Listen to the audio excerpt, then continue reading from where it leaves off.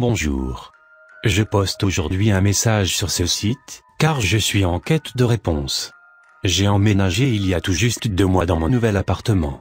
Il y a environ une semaine, j'ai décollé le papier peint pour peindre les murs, et je me suis rendu compte qu'à un endroit le papier peint dissimulait un trou, dans lequel j'ai trouvé un carnet. Le trou était profond dans le mur, mais l'épaisseur du carnet comblait sa largeur, ce qui rendait le trou absolument invisible une fois recouvert. Il n'y a aucun nom, ni aucune date dessus. Je n'en ai pas parlé au propriétaire, parce qu'il est injoignable, et je ne peux pas contacter le ou les anciens locataires sans passer par lui. Si quelqu'un pouvait m'apporter un début de réponse quant à ce qu'il y a dans ce carnet, je lui en serais très reconnaissant. Voici la retranscription de ce qui s'y trouve. Aujourd'hui, je suis descendu à la cave pour la première fois depuis que j'habite ici. Je voulais y amener mon vieux meuble télé. Il n'est pas abîmé, mais j'en ai trouvé un qui me plaît mieux, alors j'ai voulu le descendre, des fois que je puisse le revendre ou le donner à quelqu'un. En arrivant dans la cave, malgré le fait que la lumière soit très faible, j'ai trouvé mon box assez vite parce qu'il porte le numéro de mon appartement. Il était au fond du couloir, face à moi, pas comme les autres qui étaient disposés face à face, sur les côtés. Juste avant d'ouvrir la porte, je me suis rendu compte qu'il y avait comme un ronflement qui venait de l'intérieur. J'ai attendu pendant au moins 10 minutes, avant que ça s'arrête. À ce moment-là, j'ai regardé entre les planches de la porte, et j'ai vu quelque chose se déplacer à 4 pattes dans la largeur du box. Comme ses yeux reflétaient la lumière, j'ai pu voir que ça regardait vers moi.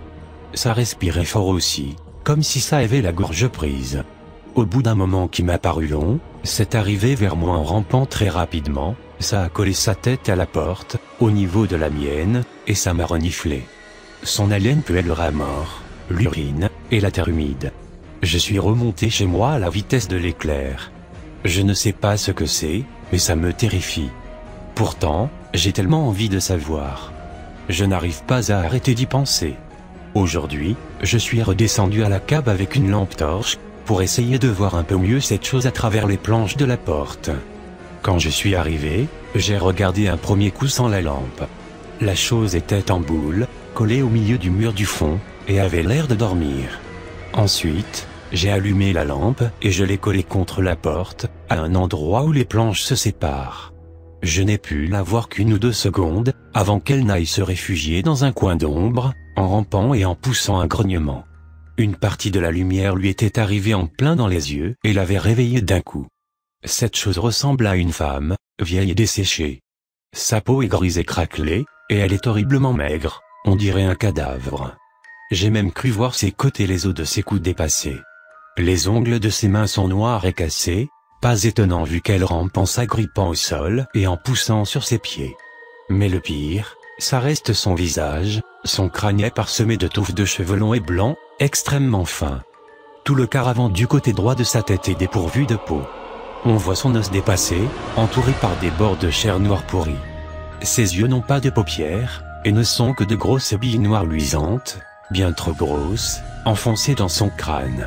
Elle n'a pas de nez non plus, pourtant la forme du trou qu'elle a à la place laisse penser qu'il devrait y en avoir un. Et sa bouche. Mon Dieu, sa bouche. Elle n'a pas de lèvres, et à peine quelques grosses dents cassées, jaunes ou noires, et très espacées. Certaines sont carrées, d'autres pointues, mais pas naturellement, comme si elle les avait cassées pour les rendre comme ça. En plus, elles ne sont pas du tout alignées. Ses gencives sont rouges sombres et enflées, comme couvertes de tumeurs, et elles suintent d'un liquide à l'air poisseux, jaune sombre vert, qui a l'air d'avoir fait comme une croûte à la base de ses dents. L'expression sur son visage est une expression de colère, comme un prédateur qui s'apprêterait à attaquer. Cette chose a l'air dangereuse, je ne sais pas quoi faire. De toute manière, qui me croira si j'en parle? Je n'arrête pas de penser à cette chose. Je retourne son image dans ma tête, et je l'imagine vivant dans ce box, mangeant les insectes qui passent à sa portée, et attrapant un rat de temps en temps. J'imagine ses dents entrant dans la chair du rongeur, la pression faisant éclater les tumeurs de ses gencives, et laissant échapper le liquide jaune-vert, dans un petit craquement. Puis je vois ses dents tirer les entrailles du petit animal de son ventre, alors qu'il est encore vivant, se tortillant de douleur et de peur, et couinant comme un jouet en caoutchouc. Plus j'y pense, et plus je trouve à cette chose quelque chose de noble, de beau même. Ça fait plusieurs jours que je passe quotidiennement au moins une fois par la cave.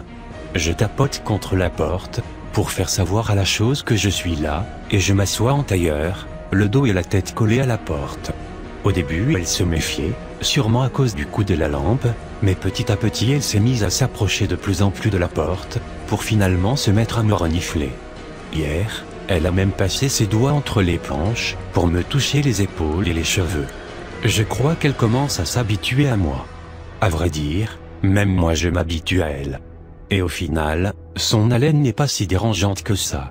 Je le savais. Elle s'est habituée à moi, et ça fait même plusieurs jours que quand j'arrive, et je l'entends venir à la porte, pendant que je traverse la cave. Elle sait que c'est moi, elle a même l'air heureuse de me voir. Maintenant, elle passe à chaque fois ses doigts entre les planches pour me toucher.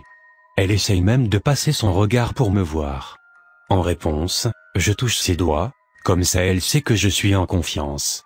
Je crois que je pourrais bientôt essayer d'entrer. Je l'ai fait. Aujourd'hui, j'ai ouvert la porte, et je suis rentré dans le box. J'ai bien sûr fait attention de bien refermer derrière moi. Je me suis mis en tailleur, au bout de la pièce. Ce n'était pas très confortable, parce qu'il y avait plein de petits os au sol, sûrement les vieux repas de la chose. Elle a rampé vers moi, puis elle s'est accroupie juste en face de moi. Elle a passé un bon moment à me renifler, mais elle a fini par toucher mon visage, comme un aveugle qui chercherait à se représenter quelqu'un, ce qui est bizarre parce que ses yeux brillent dans le noir. Ça voudrait dire qu'elle peut voir dans l'obscurité, normalement. Néanmoins, je l'ai laissé faire, et tout s'est bien passé. La voisine du premier m'espionne. Aujourd'hui, en descendant l'escalier, elle a ouvert sa porte, pile quand je suis passé devant chez elle. Elle m'a dit que ça suffisait, que tous les jours elle m'entendait descendre à la cave, et elle m'a demandé ce que je pouvais bien y fabriquer. Je lui ai répondu de s'occuper de son gros cul-flasque, et de laisser les gens utiles à la société vivre comme ils le voulaient. Elle a tellement été choquée qu'elle est rentrée chez elle, et a verrouillé sa porte. Espèce de vieille pute. J'ai aucun compte à lui rendre, non mais... Hier, ma pauvre petite chose avait l'air très mal en point. Je ne savais pas ce qu'elle avait. Elle était adossée au mur du fond, les bras le long du corps, quand je suis arrivé. Elle poussait comme des cris de douleur. J'ai essayé de comprendre ce qui n'allait pas. Elle n'avait pourtant pas l'air blessée, ou quoi que ce soit. En tout cas, elle a dû comprendre que je cherchais à l'aider puisqu'elle a fini par me regarder, et elle m'a montré sa bouche ouverte du doigt. J'ai tout de suite compris qu'elle avait faim. Je lui ai donc descendu une entrecôte, que j'avais dans le frigo.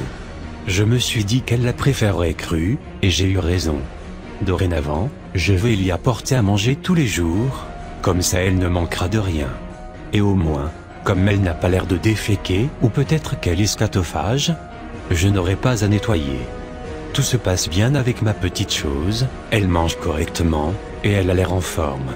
Le seul problème, c'est cette connasse de voisine, elle parle de moi aux autres locataires, mais comme ils doivent la croire à moitié folle, personne ne la prend au sérieux. C'est dingue ce qu'elle peut m'énerver avec son air accusateur, et la peau de son cou, qui tremblote quand elle parle. J'ai envie de la cogner. Et j'aime pas la façon dont elle me regarde. Je ne sais pas qui elle croit impressionner, cette espèce de vieille connasse. J'ai discuté avec un voisin aujourd'hui, très sympa. On a parlé de la vieille du premier. Il m'a raconté, avec un air amusé, qu'elle disait à tout le monde que je gardais quelque chose dans ma cave. Mais il m'a rassuré en m'expliquant que ce n'était qu'une vieille commère à moitié folle, qui ne cherchait qu'à se rendre intéressante, et que de toute façon personne ne l'écoutait vraiment. Sur ce point-là, j'avais vu juste. Il a aussi dit que de toute manière je pouvais aussi bien héberger un troll là-dedans, que ça faisait des années, que personne n'y descendait plus. Je lui ai quand même inventé l'excuse comme quoi je faisais des travaux de rénovation chez moi, et que j'entreposais les pots de colle et de peinture en bas, parce que je ne supportais pas l'odeur, histoire de ne pas éveiller le moindre soupçon. Ma chose et moi commençons à être vraiment liés. Maintenant, quand je descends, elle vient se coller à moi, elle me caresse.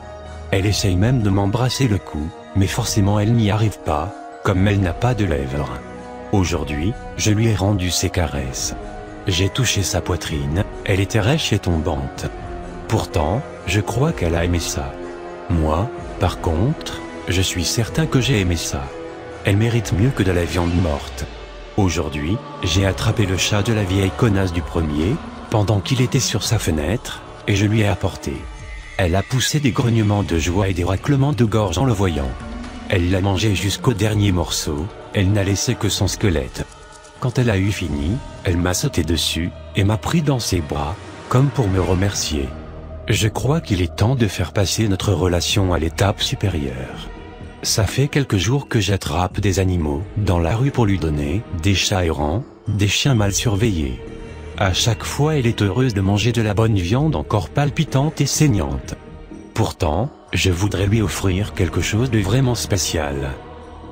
La soirée d'hier a été magnifique.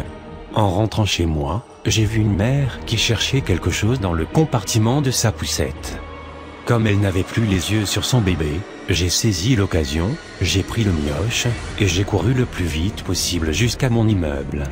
Je l'ai entendu appeler au secours derrière moi, mais j'étais déjà hors de sa vue. Elle n'a même pas pu me voir en fait, parce que juste après avoir pris le gosse, j'ai tourné derrière un immeuble. Par contre, ce petit con n'arrêtait pas de gueuler. En plus, il était vraiment moche, avec sa gueule de bulldog, sa grosse tête, et la morve qui lui coulait du nez. Du coup, je l'ai frappé en plein visage pour le faire taire. Ça a marché. Il avait le visage enflé et violet, il saignait même un peu, mais il a fermé sa grande gueule. En même temps, il avait l'air à moitié inconscient. Mais bon, passons. Je l'ai apporté à ma petite chose, elle a adoré. Elle a même tenu à partager son repas avec moi. Maintenant, je suis sûr qu'elle m'aime. J'ai attrapé la vieille du premier dans la matinée, j'ai réussi à l'assommer. Là, elle est dans ma cuisine, un torchon en boule dans la bouche, pour pas qu'elle gueule si jamais elle se réveille, et du fil de fer serré en bas des épaules et en haut des cuisses. Ça va lui couper le sang dans les membres, et ça la rendra plus facile à mâcher. Car ce soir, j'offre à ma petite chose chérie le repas de sa vie. C'était vraiment la plus belle nuit de ma vie. J'ai descendu la vieille vers 23h, et on a commencé à manger. Ma petite chose avait l'air ravie. En plus, pendant qu'on attaquait les intestins, et juste après avoir eu fini les 2 bras et une jambe, la vieille est revenue à elle. En se voyant dans l'état où elle était, elle a essayé de crier, et elle s'est mise à sangloter. Ça m'a bien fait rire, et ça a plu à ma petite chose. Comme elle devenait agaçante, au bout d'un moment on a décidé de lui ouvrir le crâne, pour s'en partager le contenu. On se regardait droit dans les yeux en mangeant. Et finalement, arriva ce qui arriva. Je l'ai allongé sur le dos, et j'ai baissé mon pantalon pour lui faire l'amour. J'avais mal en la pénétrant, ça accrochait et ça me coupait. Pourtant je ne pouvais pas m'arrêter, même alors que c'était difficile. Elle tortillait ses membres en poussant des cris et des grognements inhumains, sa tête se balançait de gauche à droite, et sa langue, un grand morceau de chair noire, semblait bouger indépendamment en sortant de sa bouche. Au bout d'un moment, j'ai fini par venir, et je suis sorti d'elle. Elle est restée dos au sol, respirant d'un souffle sifflant, et faisant de gros gargouillis avec sa gorge. C'était magique. Les gens de l'immeuble se posent des questions sur moi. Il est temps de rejoindre ma petite chose chérie dans la cave. Je m'arrangerai pour sortir de temps en temps, parce qu'il faut bien se nourrir. Là au moins, ils ne viendront jamais me chercher. Je ne vais pas détruire mes notes. Je vais me contenter de les cacher quelque part dans mon appartement. Notre histoire est trop belle pour être effacée. Et qui sait? Peut-être qu'un jour quelqu'un lira ces lignes et comprendra ce qu'est le vrai amour. Une fois que ce message sera terminé, j'amènerai ce carnet à la police. Pas question que je descende seul à la cave. Il n'empêche que je ne comprends pas ce que j'ai lu, et que j'aimerais recueillir des avis, des idées. N'importe quoi. Pitié.